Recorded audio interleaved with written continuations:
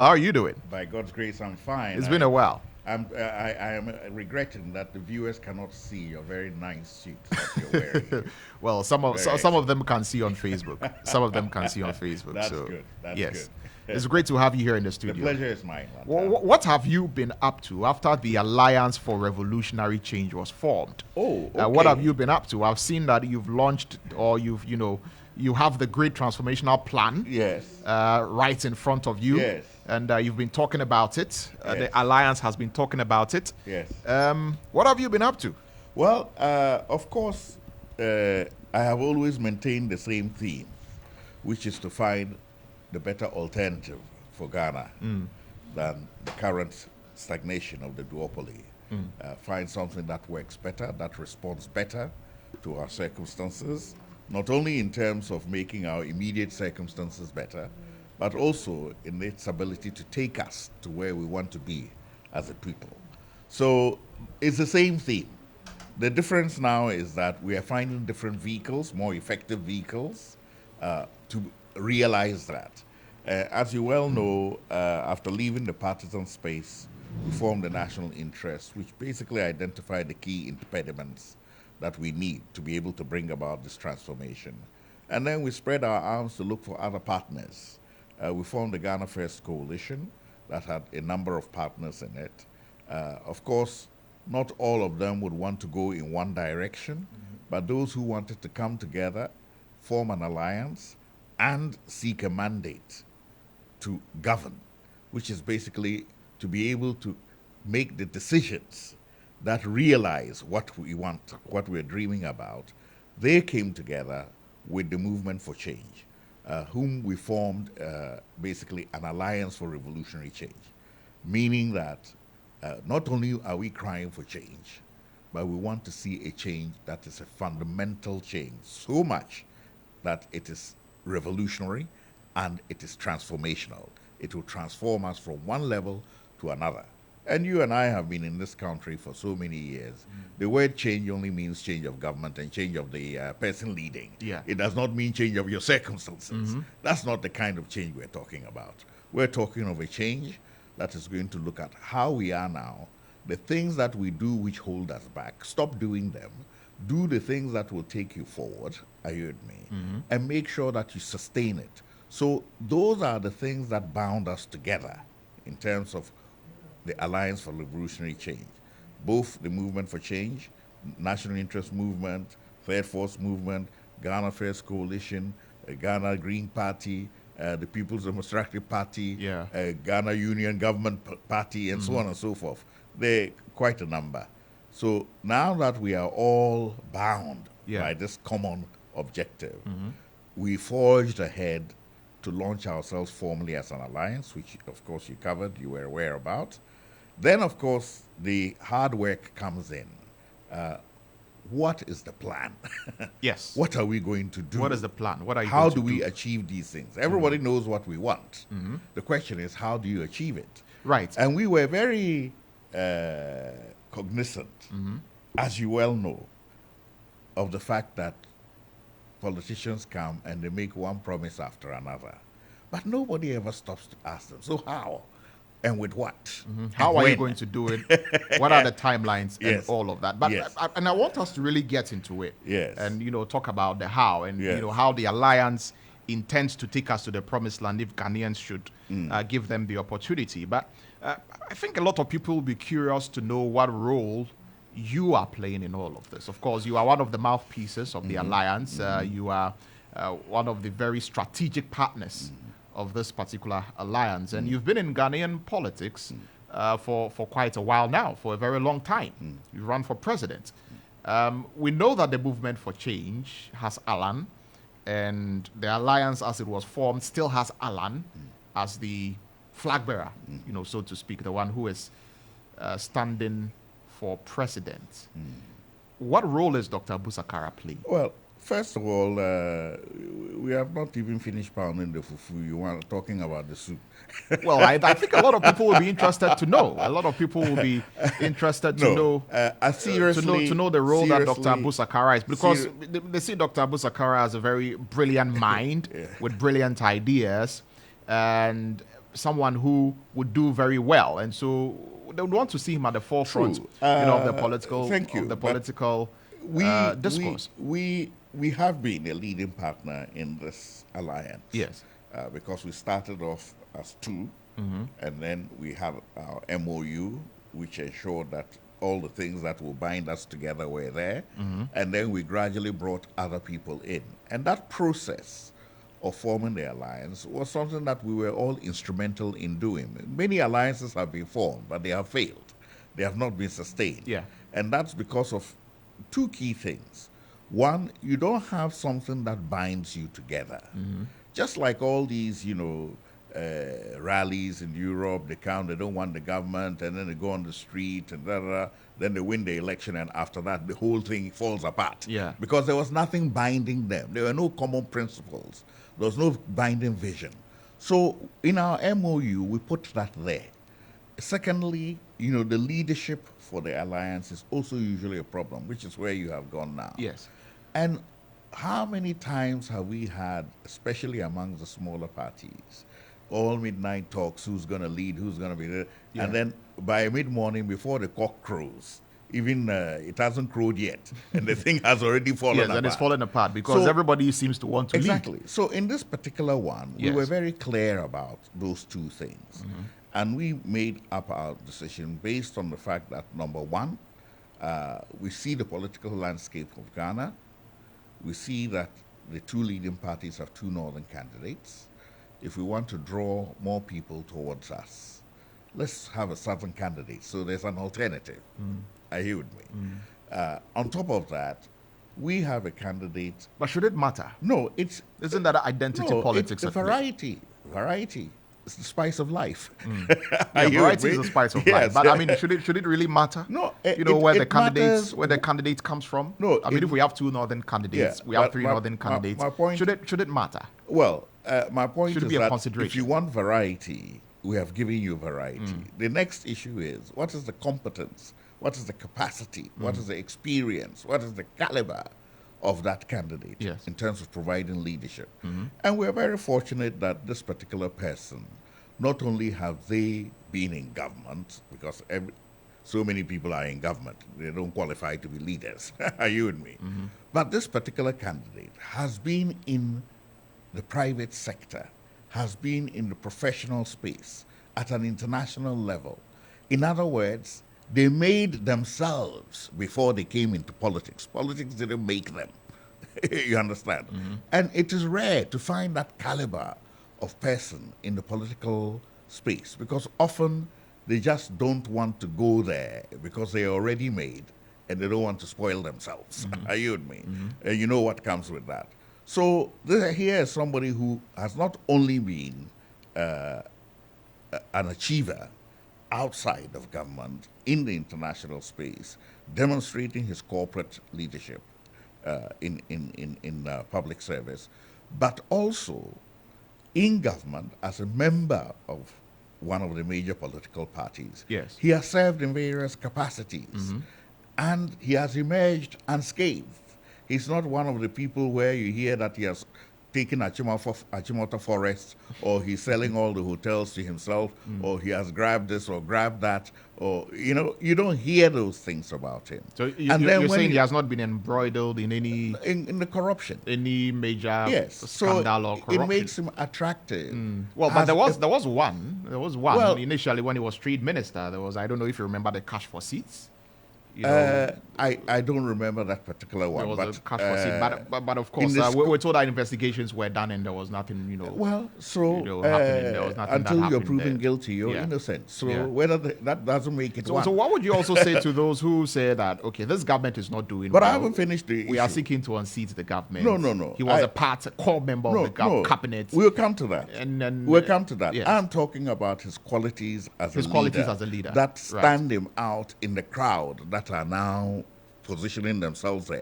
And why we as a group of Alliance for Change, Right. Revolutionary Change, have identified him for that purpose. So we didn't just come to that decision out of the blue. There were criteria, sensible criteria, important criteria that should be important to Ghanaians as well.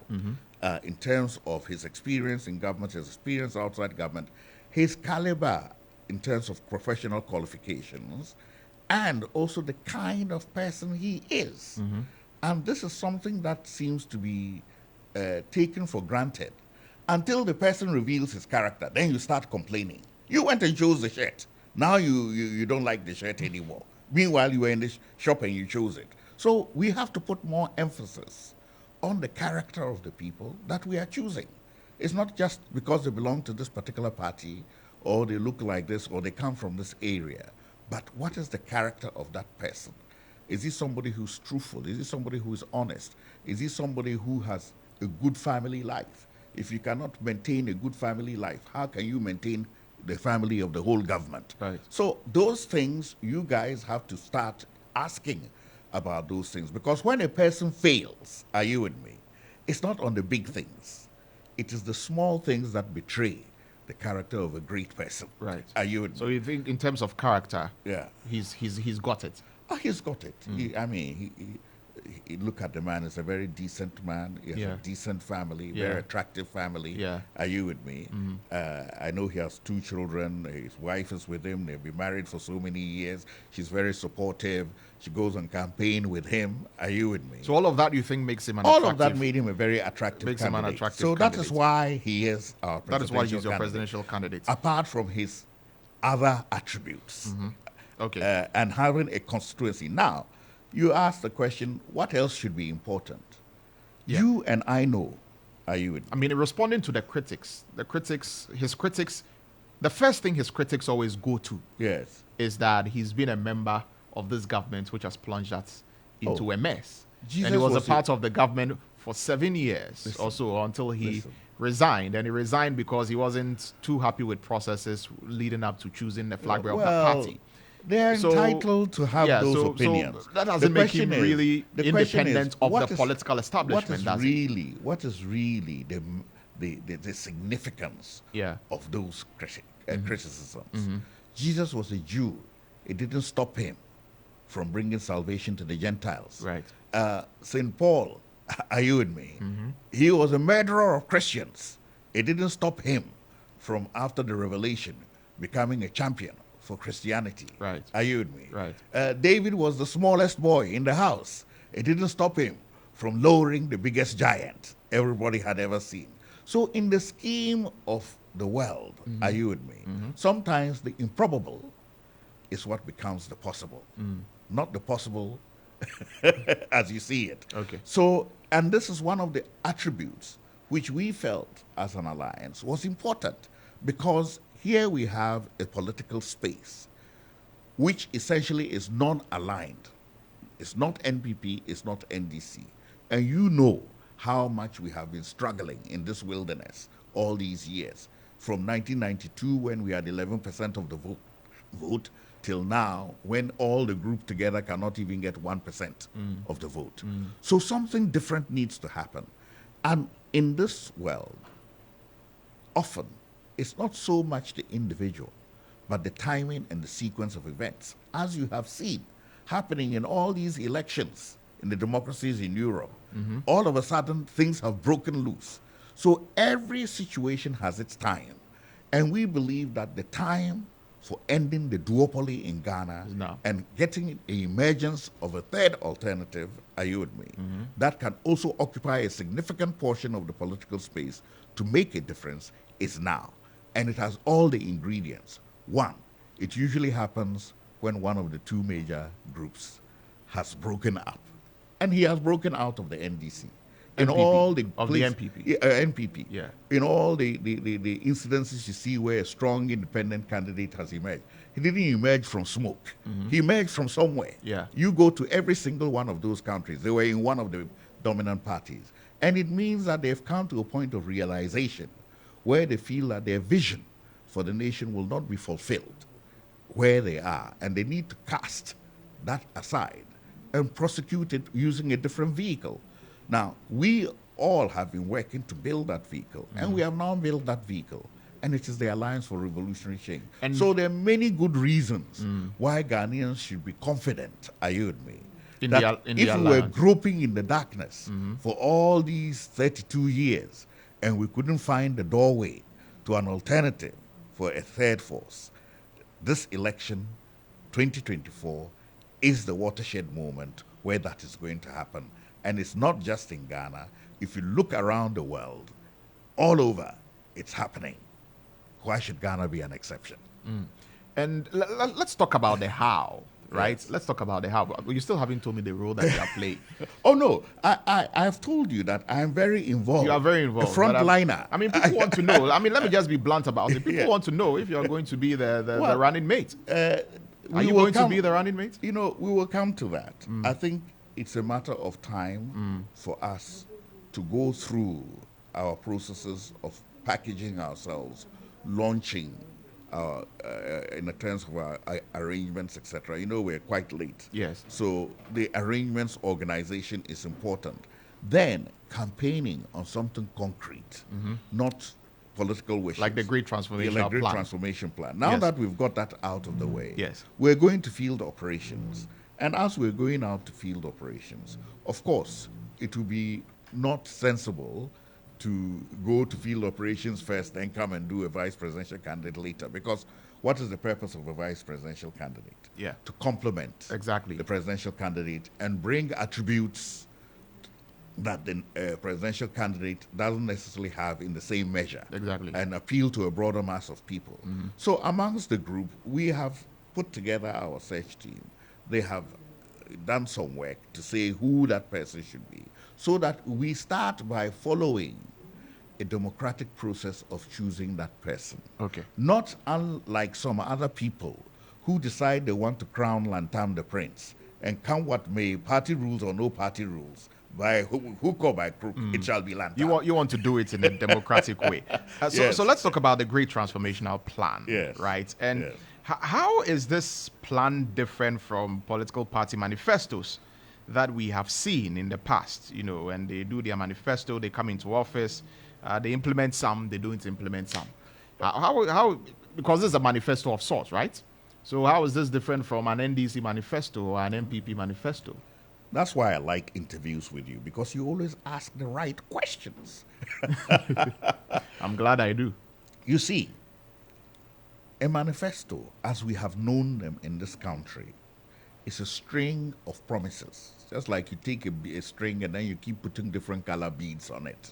As you travel around, oh, these people, they want wells, they want a wells. And then these people, they want hospital, okay, hospital. So you gather a whole series of promises. Not that they are not relevant, are you with me?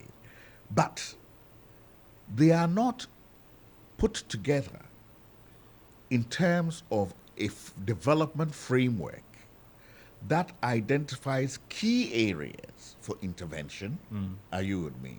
And then within those key areas, what are the things, the mechanisms that will bring that about? So you also use those mechanisms. And then even after that, what is the order of priority of those issues? Bearing in mind that we have limited resources, and bearing in mind that at this particular point in time, we have a heavy debt burden that we have to dispense some of our money to. In addition to that, the conditions under which we are right now are very unfavorable, very unstable, with exchange rate and all the interest rates and inflation and God knows what else. So you don't make the promises as if you're sitting in an ideal Garden of Eden. Are you with me? Where you just click your fingers and then they will keep coming. That's not the way to go about a proper campaign. So we have put together what we call a policy framework. In other words, it is a framework that decides not only the priority areas, the hierarchy of levels of importance, are you in priority, relative to our resources and our capacity to implement certain things. And then, in addition to that, the integration, the synergy that we will get from doing things in a particular order, as opposed to just doing them in a random order, because Lantam's Village won this, and then we do this other one here, and we do this other one here. So there's a scale of preference. It is a very different approach that we have taken. And when you look at this document Yes. and you look at other party manifestos, it will be blatantly obvious to anyone that this is a different approach. You have here the 6 main clusters: the economic, infrastructure, environment, governance, social service, and behavioral mindset change. These are the key. So there's also behavioral mindset change Indeed, in there. Okay. because ultimately, That's new. I've not seen that in any because- manifesto before. Thank you very much. Ultimately, people will say, "Oh, but this one, is just social science." No. Yeah. Ultimately, some interventions, if we don't change our attitudes, no matter how well packaged they are, we will not be able to implement them. And that is why that one is there. So now, if you look at these main areas, they are addressing the key issues. The economy is addressing the issue of jobs for our youth in particular. How do you start from the big one. How do we manage the economy in such a way that we are favoring the generation of money instead of favoring the spending of money? Are you with me? So in the great, let's stay on that a bit. In the Yes. great transformational plan, how are you turning the economy around? Well, How are you turning the economy around, especially considering the times that we find ourselves in, where we have literally, and you've said this, Yeah. on other platforms, and Yeah. even, with me, Yeah. on another platform, I think that was GH1 TV, that we've dug ourselves into this hole. Absolutely. We have put ourselves here, Yes. and now we have to claw our way out of it. Yes. So what is in the plan with regard to getting out of this hole that we are in? Because before we can even begin to develop properly, we need Yes. to get out of the ditch Fantastic. that we're in. Fantastic. So how does the you've GTP gone to address you've that? gone to the economic cluster Yes. of the GTP. Yes. I think the first thing is this: we have to stabilize the exchange rate, because the way it is going now, it is difficult for any enterprises to be able to be profitable, to make money, and to employ people. They're actually all downsizing. Everywhere is cutting costs, cutting costs, cutting costs. And if you're an economy that keeps cutting costs, the economy shrinks because you lose competition in marketplace, you lose jobs. So one of the first things we have to do is stabilize the CD. And how do you stabilize the CD? The CD is just determined by how many CDs, the exchange rate is determined by how many CDs are chasing how many dollars. Are you with me? So we say, okay, what are the big ticket items that we can do to reduce the amount of CDs chasing dollars so that our CD will have more strength? First of all, we grow cocoa here, but we go and bring dollars to come and buy it. We're not going to allow that. We'll stop that immediately. That's a very big chunk of money. Syndication. So we are going to allow people to raise money here, buy the cocoa, and bring it for export. When we do that, we get the dollars. So it is not going to be CDs chasing dollars. It will be the dollars chasing the cocoa and chasing the CDs. So you're saying that is one thing. the thing of bringing in dollars to buy the Yes, cocoa. we'll stop that. So it should be done in CDs, or well, it should be given no. to indigenous The people or first people who are purchase, here The purchase, Yes. the purchase of cocoa from the farmers, from the farmers. it will be done in CDs, aggregated, and then dollars will come to buy it. Okay. Are you with me? That is the Because first it will be thing. exported. Yeah, we're not going to bring the dollars, change it into CDs, and then buy it, and then bring it, and then change it into dollars again. That's extra cost. And no, I can't even understand for the life of me who invented that and why they did it. Are you with me? Because if it was your money, you wouldn't do that. No. Yeah. So that is number one, and it's a big area. The second area, of course, that has implications. It means that we're going to have to free up some of the regulatory framework of the cocoa industry Yeah. for private people to participate more effectively, especially the financial aspects. And if some people are going to make money, as long as they're Ghanaians and they're based in Ghana, so what? We would rather have that than have this burden of the exchange rate on our heads. Next thing is our ports. One, our neighbor, small Togo, is taking business from us. Are you with me? Because of the fact that it has a free zone. Are you with me? And our port is not a free zone. It is by mouth that you make it a free zone. Are you with me? Because the infrastructure in our port is more than the infrastructure in their port. It is just our policy. So let's declare it a free zone and put in the administrative procedures. So how do we make money? Oh, Because we know the ports, Yeah. the ports are one of the biggest Yes. revenue generators for Yeah. government. I mean, if you You look are at even going the to tax make- handles, you a are lot even- of it you are comes from the even going to ports. make more money because How? right How? now Lantam is sneaking over the border to Mm-hmm. clear his car in Togo and bring it back to Ghana. He's not using our port. Right now, Niger, Burkina, and the other countries inland are preferring to go through Togo because it's cheaper and it's faster. Mm-hmm. So if we make our ports, which are closer in distance, with better infrastructure, a free port, you get more volume. Are you with me? And in addition to that, we simplify the taxation system. So right now, if you import one small thing, you see the list of taxes running like an Olympic 15 to 20 taxes, I marathon. think. Are you with me? Yeah. So we need to simplify those things, condense them to make it simpler to pay. Why? Because the simpler and quicker it is you finish in the port, the less cost it is, because the damages will be shorter. Right now, some of the people who want exemptions and all of that, by the time you finish all the administrative and bureaucratic processes to get the exemption, your damages are more than the exemption. So you might as well give it up. So by simplifying these processes, the transition, the pass-through time will be shortened. Are you with me? And the overall cost of passing through the port as a free zone will be reduced. Now, if we link this, are you with me, to our waterway system when we talk about the infrastructure component, and develop our waterway system, containerized waterway system from along the Volta all the way inland, then we are even shortening the distance, we're reducing the traffic on our roads, and in addition to that, you're using the cheapest form of transportation, which will reduce your transaction costs, and that will affect everybody. So you're saying we can extend the ports further inland? Of course. That's have what an you're saying, inland port. using the Volta Lake. Yes, using the Volta Lake. Now, what we use it for is sending boxed fuel and then goats, chickens, and all of those things. Small. So you're saying cement. when the ships come, they can continue further. Yeah, you can have So sort of like a canal. Yes, the railway, kind the of railway, thing. the railway link Yes. will give us the first access.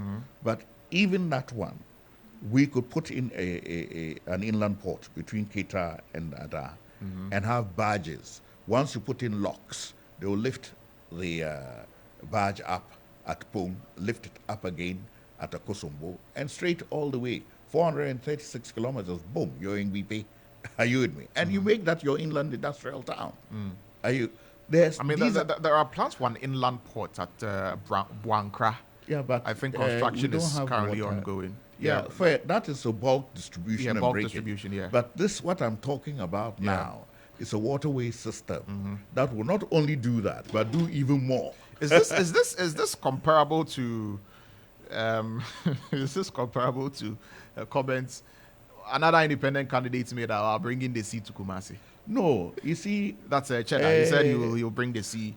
He'll bring the sea to Kumasi. Look, I don't want they to can go dredge into. and I bring don't want to go into my younger brother Cheddar's issues. Similar. But you and I know Yeah. that water flows downhill. It Yes. doesn't flow uphill.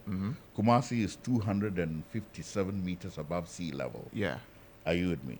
So even if the water was to reach there at 1 inch, are you with me? It would be 250 meters deep for it to flow. But we have the Volta Lake, which and you have it there already, which flows through from the top of the country all the way down. Why are you fighting the sea? nature?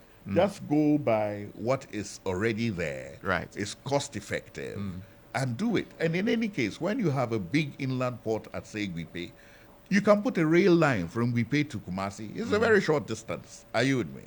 And that rail line can also go to Ivory Coast. It can go to Mali. It can go to Burkina. So we will attract. So it means we also have to develop railway infrastructure. Of course. Right? Look, but that's capital intensive. Look, And what are the timelines for that? And will we even get the money now to do the kind of railway infrastructure that we need? Lantam, these questions you are asking Yes. are the questions people should have been asking a long time ago, not now. After you have spent so much on roads, which you keep repeating and repeating and repeating, and there's no end in sight. Well, the roads are not even all done. You do the waterway system once, it is done. It's small dredging, that's all.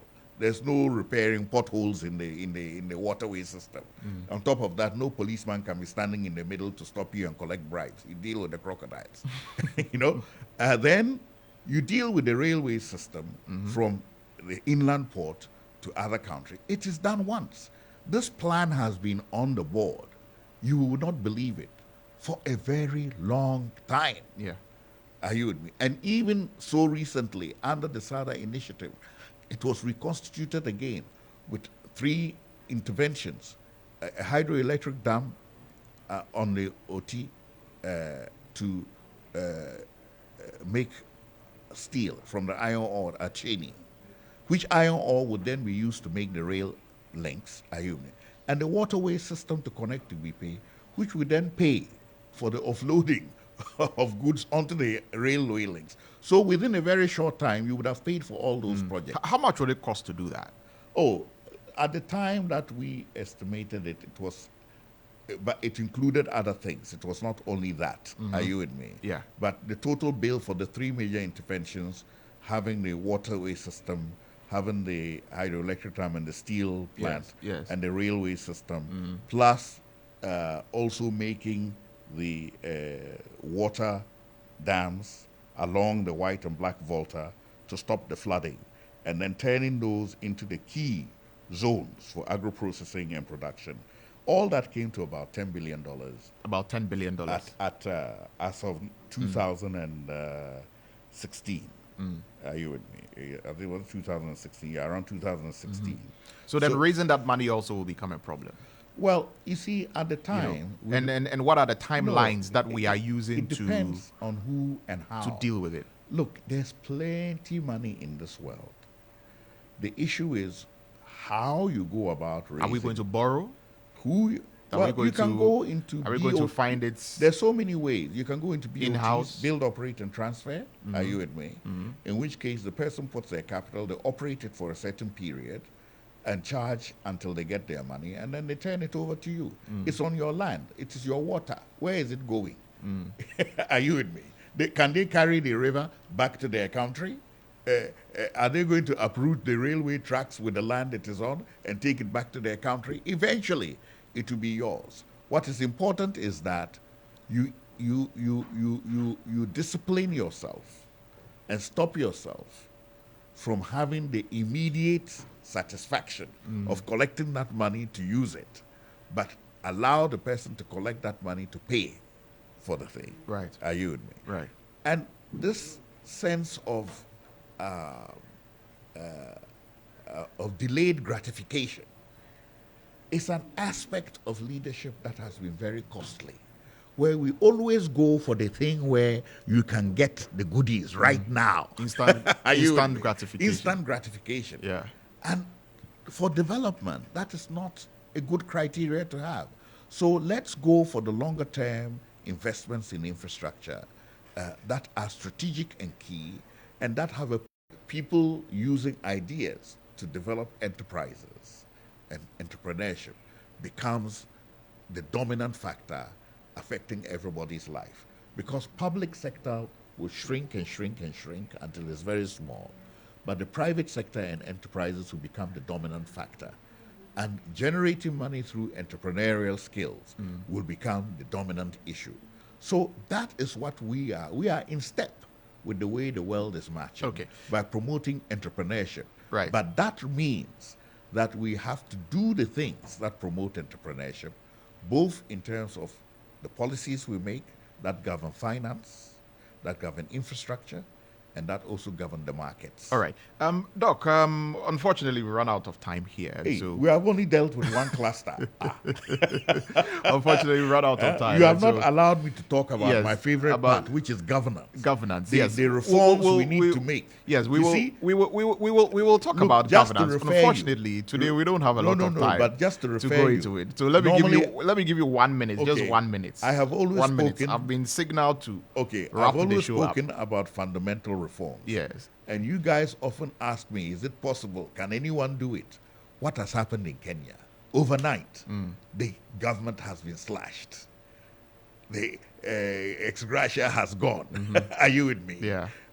In state institutions have been put aside. Some taxes So have been. when the pressure is right, and this is what Ghanaians must decide now, we don't need to go through what Kenya has gone through to get those things, because we have a viable democracy, which if we guard and protect and make the right choices, we will use the Great Transformation Plan to deliver the same result with less disruption and by people who are committed and dedicated to ensuring that the youth of this country have a brighter future and a better life. All right, very well. I will have to wrap this one up here. But before we go, let me remind you that July is SME month. So if you own a small or medium-sized business, get ready for an exciting month ahead as MTN Ghana brings you a host of exciting events carefully planned for SMEs across the regions. Businesses will be given the opportunity to set up at the MTN head office pop-up event from the 4th